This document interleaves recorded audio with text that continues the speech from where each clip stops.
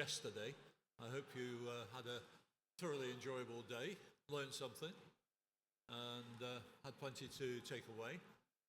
My name is Peter Hall. I'm chairing the keynote theatre for the rest of the day, so I'm the one to blame when things go wrong. Yesterday, my colleague Neil actually had to apologise 3 times, so I'm just hoping that I don't have to beat that today.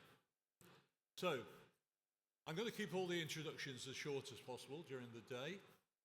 There will be time, we hope, for questions from each of our presenters during the day.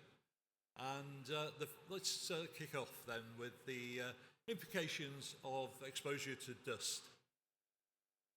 As a safety practitioner myself, I know dust may seem like a minor hazard, but its impact on long-term health can be devastating. And really, I'm not an expert, so I'm going to ask them to actually explain more. So let me introduce Chris Ivey and Simon Hatson.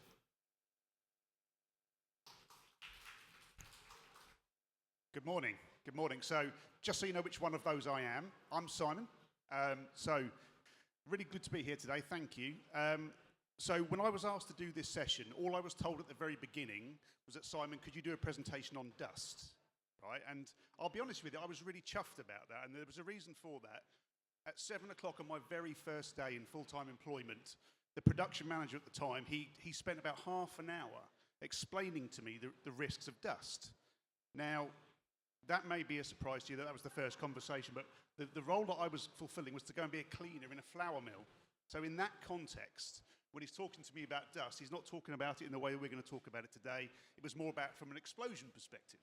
And he was explaining to me how critical my job pushing the broom around was going to be, because actually the build-up of dust in a flour mill, if you have an explosion is bad, but the secondary explosion, and he then describes to me how much of Cambridge we would wipe out if that happened. As a 19-year-old, that's going to stick with you, right? So when I was asked to do that, I was thinking there was going to be some really cool videos about dust explosions, so obviously I said yes. But actually, once we got into what we're going to talk about today, we got into an area of dust management that actually becomes more relevant as you get older. I don't know about yourselves, but in the flour mill, as you start to be there a while, and you start to see the effects on people that just general dusts have. And once I started getting into safety towards the end of my 20s, all of a sudden, dust becomes a very different thing. And so what we're going to talk about today is the long-term effects of certain types of dust. But the best way for me to kind of put context to that is by showing you this. I was told that I had one of the worst types of cancer because at the moment there's just no cure. Once you get diagnosed with it, it's for life. You're always living in fear that it's going to come back. You're living under a death sentence. I am 66 years old and I'm dying.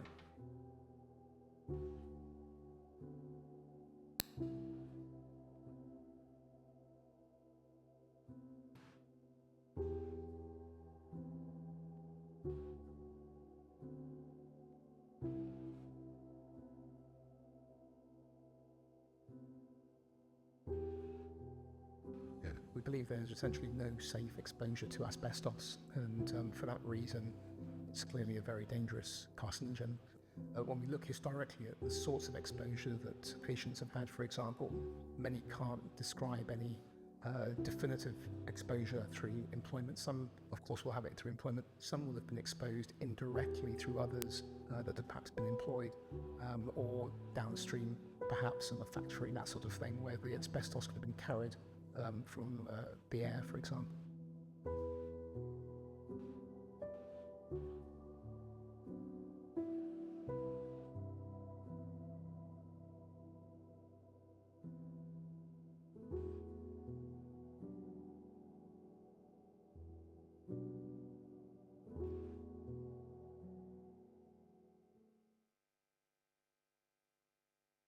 Hard to know what to say after that, really. It's amazing to me. Asbestos was something that I had to study when I first did the IOSH back in, what was that, in the 90s. And we were talking about it then, and asbestos has been out of use for a long time. When I did my master's 10, 15 years later, it was a module and we were still talking about it. And here I am what, 30 years on from my first day in industry, and we're still talking about it. And that's incredible to me. So what we're going to do today, Chris, who knows a lot more technically about this than me, is going to give you some of his insights from Yucata. And what we're really going to try and do is focus upon the importance of information, the importance of understanding, the importance of controls, and where some kind of information is from, supported by probably some witness statements of people who've encountered that in one way or another. So without further ado, I'm going to pass over to you, Chris.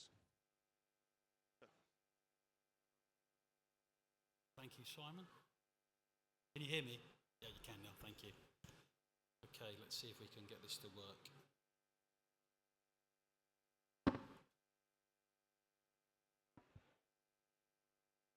Have I cocked this up somehow?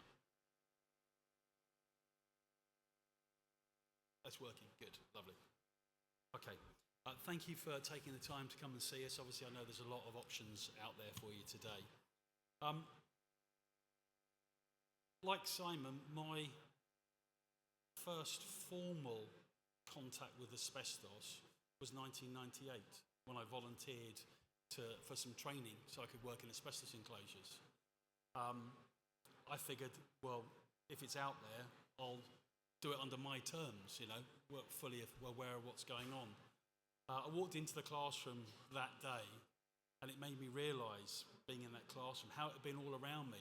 I'm a child of the 60s and 70s, so my classrooms, my local swimming pool, all those places, the garage that was dismantled in my back garden, but I used to go and play in the rubble, had all been contained asbestos.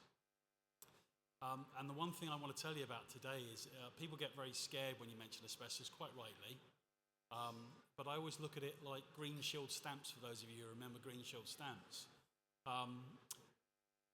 You have to have a certain number of stamps in that book in order for you to get the prize at the end. What I'm hoping from today is that you'll all walk away with that and go, well, I've got half a book of stamps, I'm not going to collect any more. Anyway, before we start going on about asbestos, it's really important that you understand that where asbestos comes from. Asbestos is actually a technical name for a group of fibrous mineral silicates. That means it's a rock, it comes out of the ground. Almost every other type of fibre we have comes from an animal or a plant.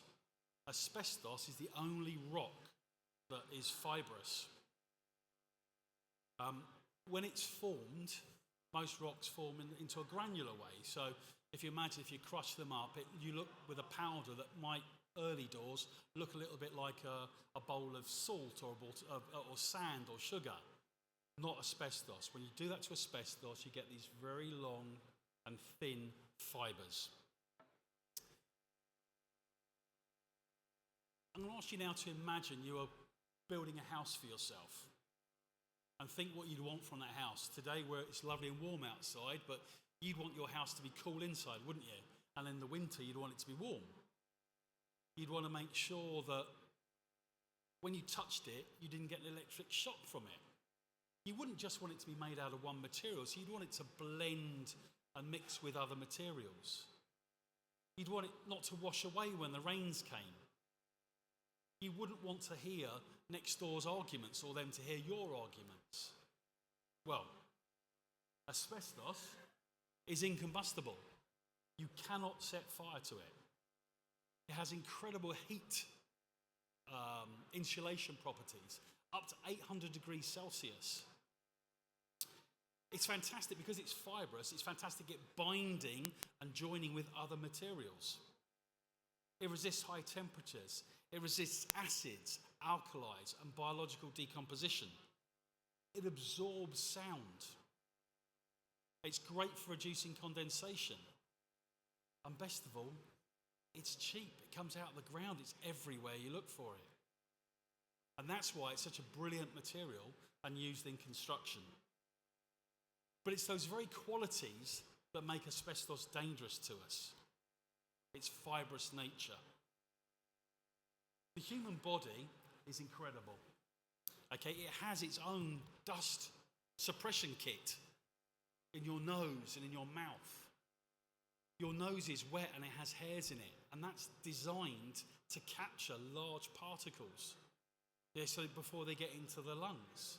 Your throat is also wet and has tiny little hairs in your throat that will catch any dust as they go down. And that's great for the larger things, so that, you know, those of you who have hay fever at the moment, yeah, you're also it's not just the mucus, it's also the dust that you've captured that's getting cleared out of your lungs. But asbestos fibres are so small, they can bypass those defence mechanisms. How small? Well, an asbestos fibre can be 0.01 microns thick. If you imagine a human hair, they can be 18 times smaller than the width of a human hair. You're never going to see those tiny particles and fibres when they go in. So you don't know they're there. But because they are, as I said, they can't be decomposed biologically or by acids and alkalis, once they get into the lungs, they get churned around. Imagine taking your house keys and putting them in your tumble dryer at home and putting it on a cycle. When you took your keys out the tumble dryer, the inside of your tumble dryer will be scratched, won't it? All those scratches from where those sharp fibres, those sharp keys have disturbed your lungs. Well, all of those scratches are scars. And those scars don't heal. And the more scars there are, the more scar tissue there is, the less elasticity there is in the lungs, yeah, and the less your lungs are able to expand and contract. That, in effect, is what happens with asbestosis. Asbestosis is a scarring and a thickening of the lungs. It's not a cancer. But it can cause long-term impairment and health issues. And it has been associated with heart issues, actually, because those things are very close to each other. It takes between 15 and 30 years for the effects of that long-term asbestos exposure to show itself as asbestosis. Forgive me. We're not just going to talk about asbestosis, though, today. We're also going to talk about lung cancer, because asbestos-related lung cancers are also a thing. It's common for people who have been exposed to asbestos to develop lung cancer. It's a malignant tumour of the bronchi, and the tumour grows in those surrounding passages.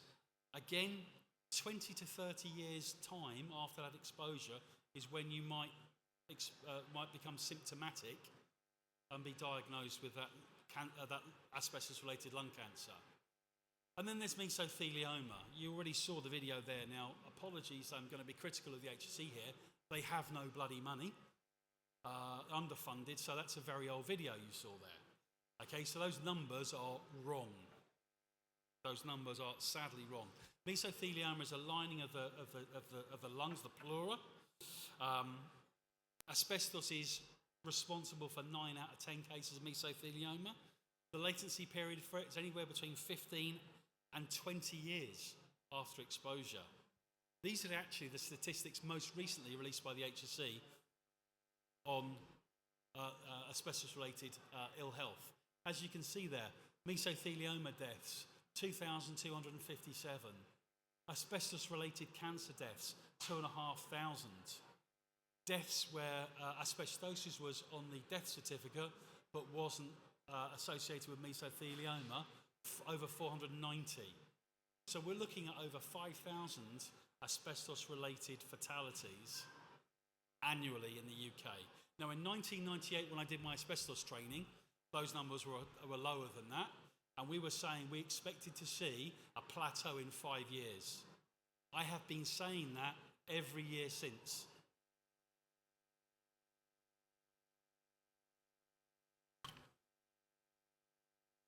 One of the reasons we're now looking at asbestos-related cancers, as well as mesothelioma and asbestosis, is because of a thing called, get this right, co-carcinogenesis. That's the one long word I'm going to use today. Co-carcinogenesis is what we've discovered is the impact of smoking and exposures to asbestos. Unfortunately, it's almost like a logarithmic scale. You might think that if I smoke and if I expose to cancer, it doubles that risk, but actually it's 53 times greater. Yeah, those are quite frightening.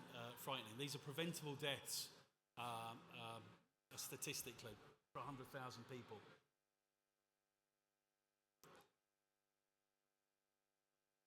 Again, we don't have enough information out there.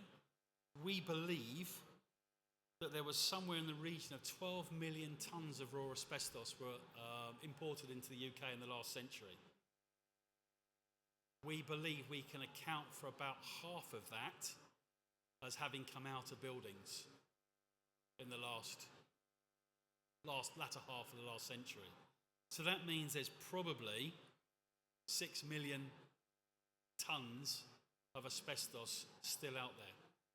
Now, the HSE's own statistics are that there's about 300,000 non-domestic premises with asbestos. I would challenge that. I think there are a lot more buildings with asbestos in them. The reason I put that picture of the Twin Towers in the presentation is it's not just asbestos workers that are exposed to asbestos. It's not just construction workers. Statistically, according to the USA Today in 2018, more than 2,000 deaths were attributed to first responders from exposures to asbestos following the Twin Tower attack on 9/11. And there's another 10,000 first responders who have been diagnosed with cancers. I have a colleague at UCATA, a chap called Roger Willey, who is expressing similar concerns about Ukraine today and Gaza, where we're seeing civilian populations being bombed and unfortunately the dust's coming out of those places. So this is, asbestos is everywhere and the dust is all over, and we have to do something about how we address that. So in the UK, what have we done about it in the UK? Well, we have a control of asbestos regulations. Been in place since 2012. There were regulations before that, and they have two particular regulations which I think are relevant to what we're talking about today. We have Regulation 4, which is a duty to manage. So if you have a commercial building or any building where people are working, there is a requirement to determine whether there's asbestos in that building and to share that information. So if you are in control of a commercial building now, make sure you have your asbestos register. Make sure you share that with the people working there. And I don't just mean contractors coming onto the premises, but your workers. So if it's asbestos lining the corridors of your hospitals, yes, it happens. Yeah, make sure people know about that. If the ceiling comes down when we've had heavy snow or rain, hang on, did we know there was an asbestos ceiling? Have we shared that information with people? And then there's Regulation 10, which is the provision of information, instruction, and training. And that's where UCATA come in effect, because we're an accrediting body for asbestos training. It says that if you're likely to encounter asbestos as a result of your work, you must be asbestos aware, and you must have formal training for doing that. And if you work with asbestos, you must have more detailed training, so you need to know how to deal with that properly. And you've had all the right training to make sure that you are protecting yourself and you're protecting your loved ones, so that when you go home, you're not taking off your shirt or your jacket and hanging it up in the wardrobe with your husband's or your wife's or your partner's clothes and putting contamination on their clothing. That when your child runs up to you and gives you a hug at the end of the day, they're not breathing in all that asbestos dust that you brought home with you. I think that's kind of what I want to say about it right now, but I'm sure you'll have some questions at the end of our presentation, so I'm going to pass you back to Simon.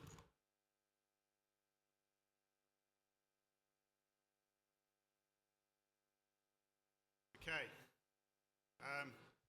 Some scary numbers in there, wasn't there? So, what I'm going to do, as I said to you, I'm going to share with you a couple of videos. These and the one previously came from the IOSH No Time to Lose campaign, which some of you may remember from a few years ago. And they'll say a lot of things probably a lot better than I'm going to want to. This case in particular, Danielle's case. So a lot of when we think about asbestos, we think about the workplace, right? And we think about what do we do control it, the asbestos registers and the training and how we get contractors to sign on. That's on the assumption that what we're talking about comes from the workplace. And as Chris rightly said, it's not just within the workplace that this stuff exists. And these are cases of people who experienced it either before the time people started managing it, or when they didn't even know it was there in the first place. Yeah, my symptoms were sickness, a lot of stomach pains, but they weren't aches. It was like a shooting pain that would just come for about 30 seconds and then go again. And then it would come again and go again. And it was 2 days after New Year's on 2017, the pain just didn't go away and it was literally unbearable, so I went straight to hospital. It was explained to me quite soon after, in the April time at Framley Park Hospital, that it was a material that is normally inhaled and it normally settles in the lungs, but occasionally it can go into you can digest the fibres into your stomach. And this is the asbestos fibres, which again I didn't know anything about either. And it can settle in any sort of area in your body, your organs, and grow from there really. And that was it. They said my case probably would have taken around 20 years to come out, which would have made me 2 or 3 at the time. So naturally we looked at schools, play schools, old houses. We had some buildings investigated, which we thought maybe we could find it or find the cause. And we couldn't find anything, so we don't know to this day where it came from. Dad and Mum have their own security and alarm business, and obviously in that industry they are in contact with a lot of electricians, plumbers, builders, anyone they can get their hands on really. And obviously in all those industries they're all at risk of being exposed to asbestos, whether it's an electrician, bathroom fitter, tiler, things like that. They're all at risk really. I agree with the fact that there's this big gap, you think, because it's been banned and it's now gone away and it's not, and I think because there's going to be so many more cases like myself coming up now, and I don't know if it's already started, but I think people need to realise that just because it's banned it hasn't gone away, and this is going to carry on now for generations and generations and generations for years to come because it's still in the country. So people need to be aware, people need to know, especially in workplaces, if there's asbestos in buildings and things, people need to know what they're around. And I think the more people talk about it, the more people have discussions, the more you travel and the more you air your side of the things and air your opinions and your stories and things, people will listen. You know, if you bang on about something so much, someone will listen somewhere eventually. And I think even if it's just one person that you can educate and get them to listen to you. How unfair is that?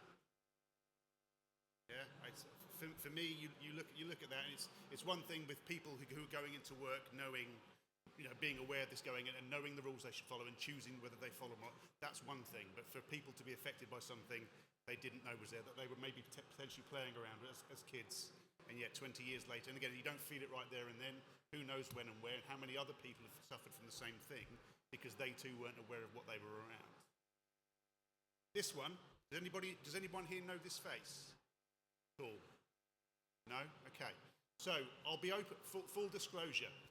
This is a really good friend of mine. He's a bit of a hero of mine, if I'm honest. He and I have worked together within IOSH as volunteers, dating back to the early 2000s. So this is Neil, actually, when he made this recording, he was a vice president of IOSH at the time. I've heard this story from him face to face many, many times. I've heard it in the bar, I've heard it at conferences, and I'm going to let him talk to you about it, and then I'm going to give you my thoughts. I want to take the opportunity today to share the story of my father with you. Dad was a builder, carpenter, and for the last years of his life, he suffered with many occupational illnesses caused by his work. He was a husband for over 57 years, father to 4, grandfather to 9, and he lived until the age of 80. Now you may say that's a good age, but that's not the point. The point is, for the last 25 years of his life, he suffered ill health. He was exposed to asbestos as a young worker. So in the last years of his life, he had problems with asbestosis. He had skin cancers that would cut off his skin because the builders in those days used to work with the hats off and the shirts off in the sun, so cutting the cancers out of his skin was a yearly occurrence. He had tinnitus working with power tools without proper protection, and a crumbling spine. So yes, for the last 25 years of his life, he had poor quality of life, he had illness, he had pain, he had constant suffering. And his grandchildren, the oldest of which is 25, never knew their grandfather without him suffering illnesses. He couldn't do the things that granddads like to do, go and play football, go for long walks, because he simply couldn't do it. All because of his work and exposure to these horrible things.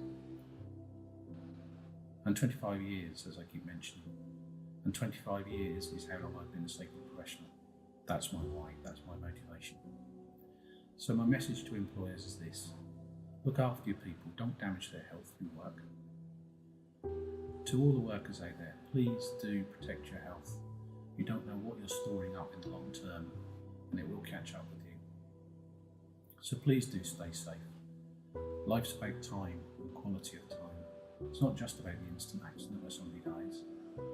If we deprive people of quality of life over a period of time, we've essentially done the same thing. So stay safe, look after yourselves, and thanks for listening.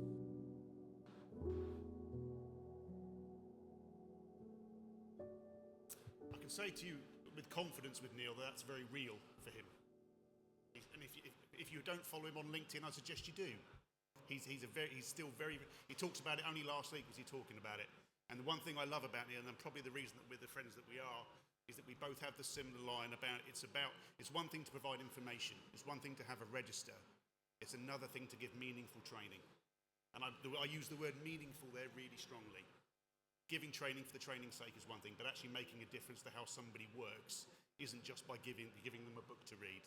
It's about giving them information in the way that they can understand, that they can relate to, and they understand. In my view, and this is just my view, you only truly achieve independent safety with a worker when, number one, they understand the hazard and they have a fear of a hazard. If one of those two things are missing, their compliance to the safety controls that Chris is alluding to will go away and will require the likes of yourself and me to be stood behind them going, put your dust mask on. I don't have much time, but I just wanted to give you this story. So I have a real problem with asbestos because I genuinely think that people have become normalised to it. We've been talking about it for such a long time, and people have heard some of the numbers, not the ones that Chris talked about today, but they're kind of used to it now, and that risk normalisation that we've all read about in our studies. I'm a football dad, right? For my sins, every weekend I spend my time, rain or shine, stood there watching my son play football. It's my favourite thing in the world. And for those of you who are football parents, if you're lucky enough that your child stays with the same team, whether you like it or not, you've now got 11 sets of new friends that you'll see your kids grow up to together. A good proportion of the parents of my kids' football team are builders. Not builders for big companies like May Gurney, but independent contractors doing kitchens and bathrooms. And at training, only last week were they laughing and joking with me, or to me, about how covered in dust they were when they got back from work and how it was very likely it was asbestos. I keep meaning to get a mask. I keep getting around to it, but you know. And so I had to be, I'm one of the old dads there anyway, so I had to be the old dad who happens to be a health and safety professional talking to these young builder parents about why that's a really bad idea. And let's have a look at which ones you can get and where can you get it from. Do you know what? I can get one for you. Because whether they like it or not, they're friends of mine now. And yet these conversations still happen. 30 years on from when we started talking about it, it's almost a laughing matter. And it's those people in 20 years when we maybe won't be seeing each other anymore, that actually they may very well be suffering with that. And that breaks my heart, as I hope it does some of yours too. So, with that said, there is a huge amount of information out there.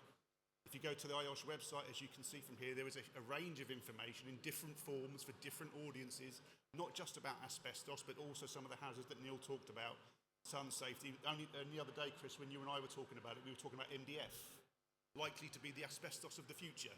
2 years ago, when it was when all the decorating shows were on BBC and everything was being made out of MDF, wasn't it? Because it was the solution to everything. Then all of a sudden, somebody realised this is horrible stuff. You don't really want to be cutting that. So in years to come, we'll be presenting on the same thing. Huge amount of information here for you to access. I genuinely suggest that you do, but when you get it and when you take it and when you look at it, please think about who needs it the most. As safety professionals, we are blessed with things like ACOPS, we are blessed with things like guidance and training and all this kind of stuff.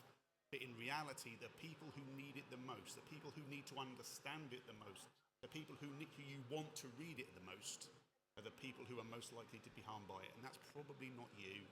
So how do you translate it to them in the most meaningful way that's actually going to make a difference? Because that's kind of the point, isn't it? And that's it from me. So at this point, I think we've got a little, well, we are bang on time, but if we have any questions, please do raise your hand. We've got Chris here, who is, hopefully you picked up, hugely knowledgeable on this topic. So do we have any questions at all? I think you might have blown them away, Chris.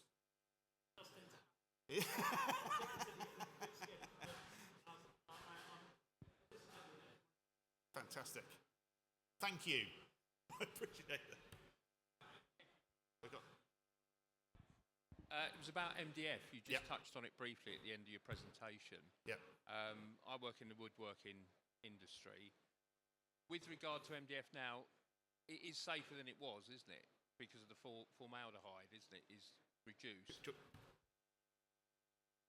The thing with the MDF is, when it first came out, it was the bonding agent, the glue, that when it was heated up, it gave off harmful fumes. But what we're really concerned about now is any dust that gets into your lungs is harmful. And as you know, MDF is just dust that's been glued together. So it's just breathing in dust that's an issue. So I don't want to be the harbinger of doom, but wood dust particularly, nasal cancers.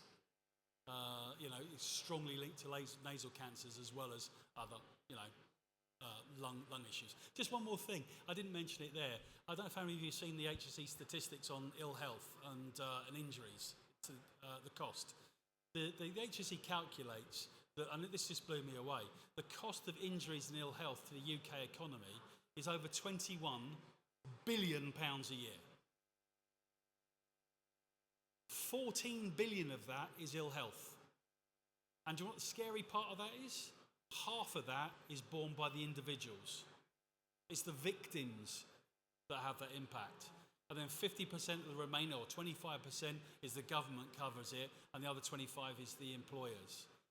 So 50% of that is coming out of the pockets of the people who can least afford to do that. We've got to protect people.